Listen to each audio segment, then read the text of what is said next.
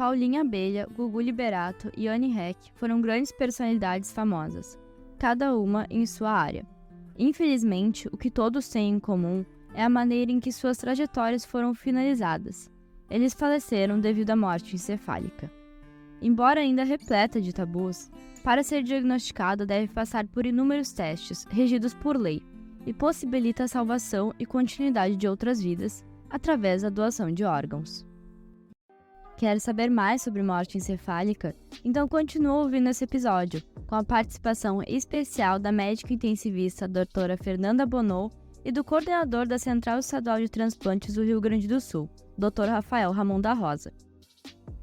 Eu sou Lara Lobato e estão comigo os colegas Vitório Serafim e Manuela Juste, estudantes de medicina. Nós iremos mediar essa conversa com a doutora Fernanda e o Dr. Rafael. Esse roteiro foi feito com a contribuição de Eduardo Gabriel de Almeida, Gabriela Bezerra Sorato, Vitório Serafim, Lara Lobato e Manuela Juste. Nossa convidada, a doutora Fernanda, possui graduação em Medicina pela UFSPA, residência médica em Pediatria pelo Hospital de Clínicas de Porto Alegre, residência em Medicina Intensiva Pediátrica pelo Hospital da Criança Santo Antônio e mestrado em Pediatria e Saúde da Criança pela PUC-RS. Atualmente é médica e intensivista pediátrica do Hospital de Pronto-Socorro de Porto Alegre, coordenadora da Organização de Procura de Órgãos, membro do Comitê de Transplantes e Doação de Órgãos e também instrutora de cursos da Associação de Medicina Intensiva Brasileira. Nosso convidado, Rafael Ramon da Rosa, é graduado em Medicina pela Universidade Federal do Rio Grande do Sul, possui residência em Medicina de Emergência pelo Hospital Moinhos de Vento e título em Medicina Intensiva pela Associação de Medicina Intensiva Brasileira. Atualmente atua como médico intensivista rotineiro da UTI do Hospital São Lucas, da PUC-RS, e além disso, é coordenador da Central de Transplantes do Rio Grande do Sul. Esse podcast foi desenvolvido pelos estudantes da Universidade Federal de Ciências de Saúde de Porto Alegre, com o objetivo de difundir informações sobre as principais doenças que se relacionam com o sistema nervoso de maneira breve, prática e acessível. Boa tarde, doutora Fernanda, doutor Rafael. Muito obrigada por terem aceitado nosso convite de participar aqui do podcast. Para iniciar, então, gostaria de perguntar para vocês o que é a morte encefálica? A pessoa está morta mesmo? Boa tarde, pessoal. Para mim é um prazer estar aqui, ainda mais falando de um assunto que é o nosso dia a dia de trabalho, que é o diagnóstico de morte encefálica e a doação de órgãos. Então, eu acho que esse assunto ele é muito importante para a gente poder esclarecer a população realmente desse tabu que é o diagnóstico de morte encefálica, né? Porque a morte encefálica é uma morte que não é visível igual a morte pós-parada cardíaca. Então, a gente precisa saber que esse diagnóstico realmente ele é compatível com a morte do paciente, né? Significa dizer que esse paciente faleceu. Então, na legislação, o conceito de morte encefálica inclui a perda definitiva e irreversível das funções do encéfalo, que inclui o cérebro e o tronco encefálico. Então, significa que não há volta, né? Esse paciente realmente está morto e não há dúvidas disso, isso é o mais importante. Então, qual é a diferença entre morte encefálica e estar em coma? Essa pergunta é super importante, porque é aí que surgem as confusões das famílias em relação a esse diagnóstico quando a gente entra na questão de conversar depois para a doação de órgãos, né? Então, o paciente em morte encefálica, ele tem uma perda de função definitiva das células. Essas células estão mortas e não há como voltar à função dessas células, né?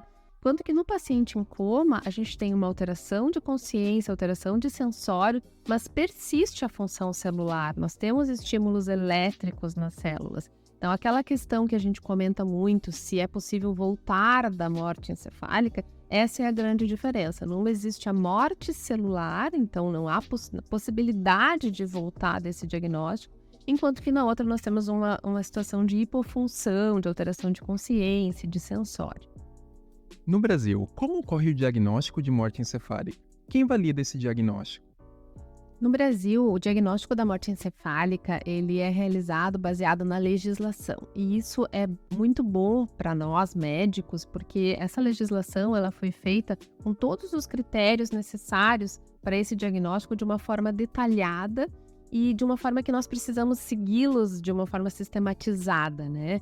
Então, com isso, não tem como errar nesse diagnóstico. Nós começamos fazendo, então, 2 testes clínicos para o diagnóstico de morte encefálica, que são 2 avaliações neurológicas, exames neurológicos, assim, de beira-leito, feito por 2 médicos diferentes, que são 2 médicos treinados e capacitados para isso. Temos um teste de apneia e um exame complementar. Esse teste de apneia, ele serve para a gente verificar que não existe a função da respiração, né, que é uma função desencadeada pelo tronco cerebral, então faz parte do nosso sistema nervoso e que normalmente é uma das últimas coisas que se perde quando se entra em morte encefálica. Então, todos esses passos, eles estão descritos na lei e isso não é assim em todos os países, né? Existem países que têm apenas guidelines ou sugestões de como fazer esse diagnóstico. Então, aqui no Brasil, todos esses passos nos dão uma segurança de que não haja erro nesse diagnóstico. E é importante, né, Fernanda, reforçar que toda notificação de morte cerebral é compulsória. Então, cada hospital que tiver um caso de morte cerebral tem que notificar para a central de transplantes. E, além disso, a equipe da central de transplante vai conferir essa documentação, o primeiro teste clínico, o segundo teste clínico, se o teste de apneia está dentro dos padrões legais da legislação, né? Assim como o exame complementar, comprovando que não tem mais fluxo ou atividade elétrica cerebral, né? E dessa forma, a gente garante a segurança desse processo. Lembrando que o diagnóstico de morte cerebral, no Brasil, é um dos diagnósticos mais seguros do mundo. Tem alguns países que nem usam exame complementar. Então, no Brasil, além de 2 testes por 2 médicos diferentes capacitados, a gente ainda tem um exame complementar comprovando. O que exatamente seria esse exame complementar? Que exames são esses? Os exames complementares são exames gráficos que nos permitem visualizar se existe atividade elétrica cerebral ou fluxo sanguíneo no cérebro. E dessa forma a gente consegue confirmar o diagnóstico de morte encefálica. Como o Rafael falou, ele não é obrigatório em muitos países e às vezes determina com que o diagnóstico da morte seja mais demorado no Brasil, né? E isso acaba sendo um problema em alguns locais que não dispõem desses exames de uma forma tão ágil. Então, nós precisamos organizar esse sistema para conseguir que esse diagnóstico seja feito de uma forma mais rápida.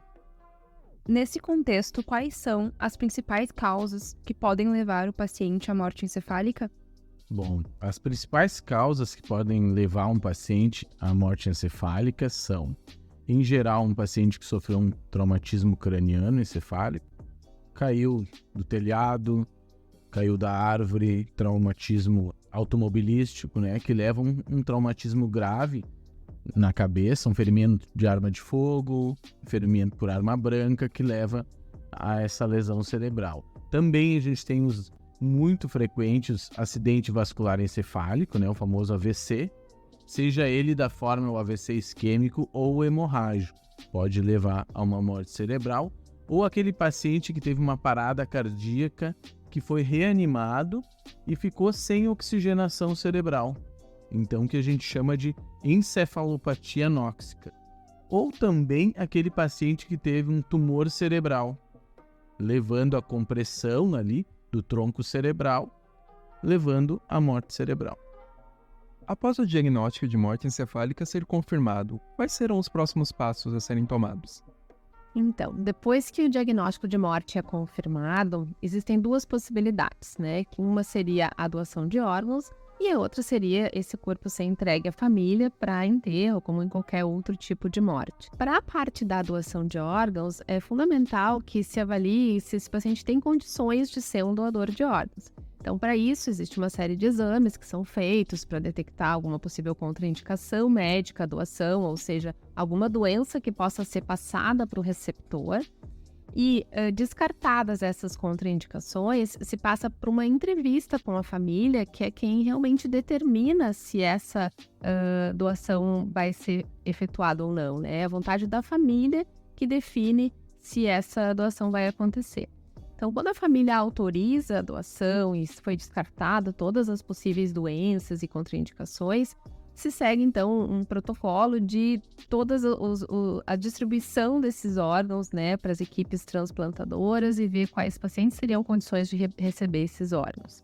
A questão do paciente, desde a entrevista, desde o diagnóstico da morte encefálica, esse paciente deve ser mantido como qualquer outro paciente na UTI, né? Se ele tem infecção, a gente vai ter que dar o antibiótico, a gente tem que manter uma estabilidade hemodinâmica. O que é isso? Tem que manter a pressão adequada. Se ele tiver com algum sangramento ou com uma anemia muito grande, ele precisa receber sangue. Se ele tiver alguma arritmia, a gente precisa tratar. Então ele recebe o tratamento para a gente preservar esses órgãos até a retirada, né? E garantir que esses órgãos doados cheguem adequadamente em condições para o receptor, garantindo a segurança e eficácia do processo.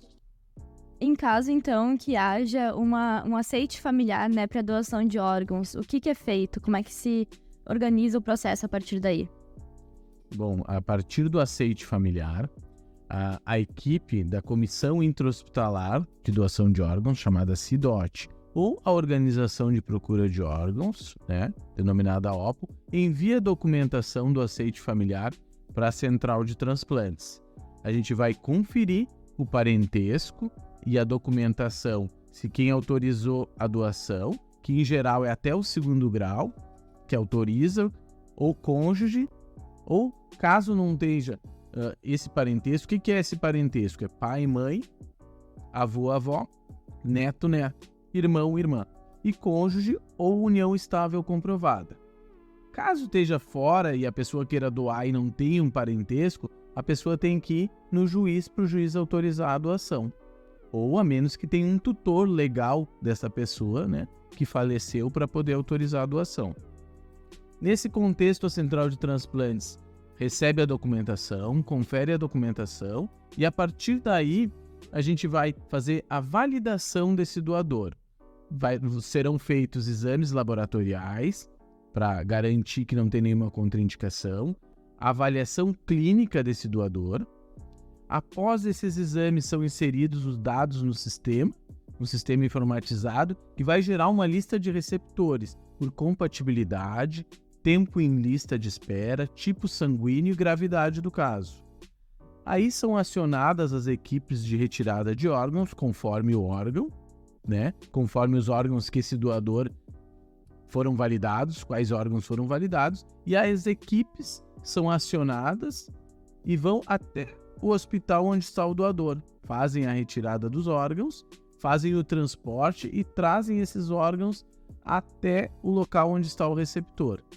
E aí acontece o transplante. Então toda essa coordenação e logística da retirada dos órgãos até chegar os órgãos no receptor e acontecer o transplante é organizada pela Central de Transplantes em comunicação e ajuda com a Comissão Intra-Hospitalar e a OPO da sua região. Então, para eu ser doadora de órgãos, preciso exclusivamente do aceite familiar ou existe outra maneira? Hoje, a legislação prevê que a família é que autoriza a doação de órgãos, né? Aqueles termos até 2º grau, união estável ou uma autorização judicial. Como eu faço se eu sou favorável à doação e eu quero garantir que isso vá acontecer? A gente pode, primeiro, falar com a nossa família, né? Que a gente é favorável e pedir para que eles respeitem o nosso desejo, né? E a nossa vontade de doar. Outras estratégias que a gente tem feito foi uma parceria com a Noreg, com os tabelionatos do Rio Grande do Sul, em que qualquer pessoa gratuitamente pode ir em qualquer tabelionato do Rio Grande do Sul e fazer uma diretiva antecipada, um registro que é favorável à doação, com uma testemunha. Registrando isso, a Central de Transplantes, através de um sistema criado pela Associação dos Notários, a gente tem acesso a esse registro oficial. E, então, se porventura a família não sabe do desejo de doar, a gente pode consultar esse sistema e fornecer esse documento para a família ou para a equipe do hospital que está lá entrevistando, para mostrar para eles que a pessoa já tinha um documento para aquela família respeitar a autonomia daquela pessoa que faleceu e doar os órgãos daquela pessoa. É claro que a gente sempre vai respeitar a decisão da família, mas normalmente quando a família sabe que aquela pessoa é favorável à doação, ela doa e ela faz o consentimento. Outra estratégia é registrar no programa Doar é Legal, criado pelo desembargador do Tribunal de Justiça, que a gente coloca um CPF na internet, a partir dali gera um certificado de favorável à doação. Isso a gente pode colocar nas mídias sociais, inclusive entregar para a nossa família. E é mais uma forma de a gente manifestar a nossa vontade de ser um doador de órgãos.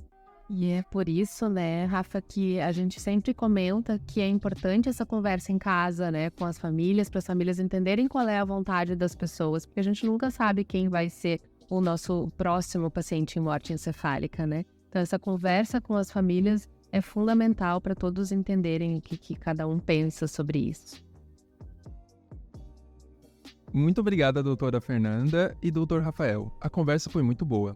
Agradecemos novamente vocês por terem aceitado o nosso convite e ajudado na construção dessa troca de conhecimentos. Gostariam de deixar um recado final para nossos ouvintes sobre esse processo tão complexo?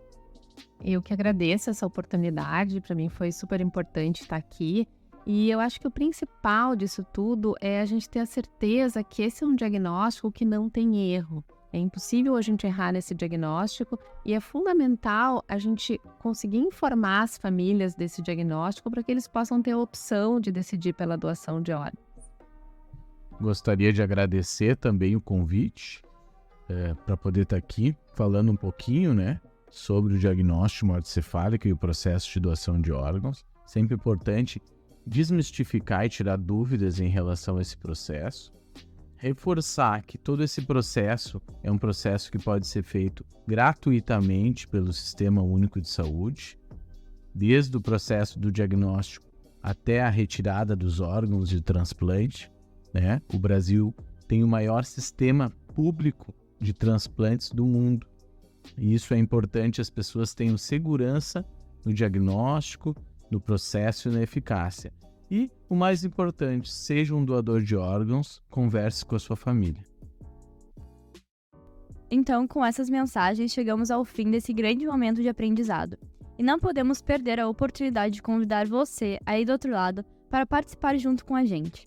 Mandem suas experiências, sugestões e dúvidas no nosso link, que está na descrição do episódio. Também podem nos acompanhar e entrar em contato conosco pela nossa página do Instagram, @Neurotox. Até a próxima!